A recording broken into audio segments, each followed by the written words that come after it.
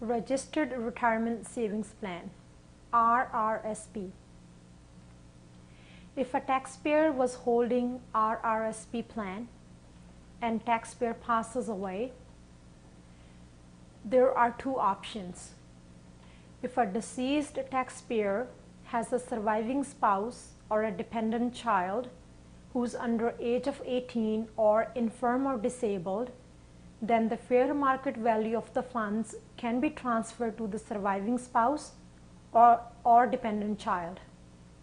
The fair market value of the plan is reported on line 129 of surviving spouse or dependent child's income tax return, but a corresponding deduction can be taken on line 208 under subsection 60L of Income Tax Act.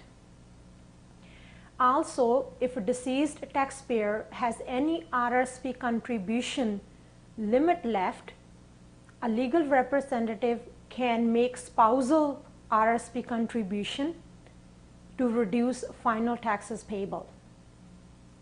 If there is no surviving spouse or dependent child, then the fair market value of the funds of RRSP plan are to be reported on deceased final tax return.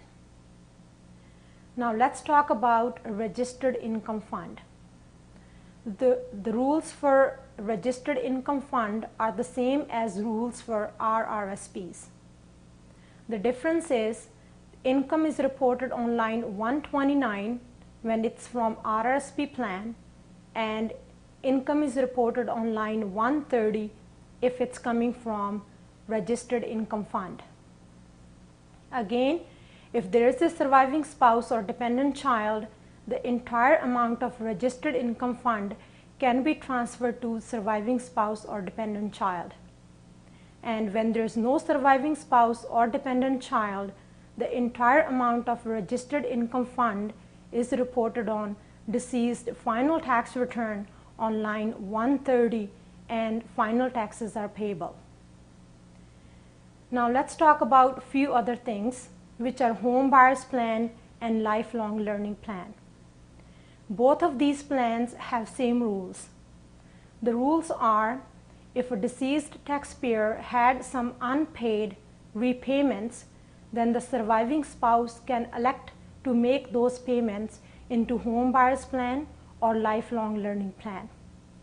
And if there's no surviving spouse, the balance of repayments of Homebuyers plan or rebalance of Lifelong Learning plan are included on deceased final tax return. And again, taxes are payable.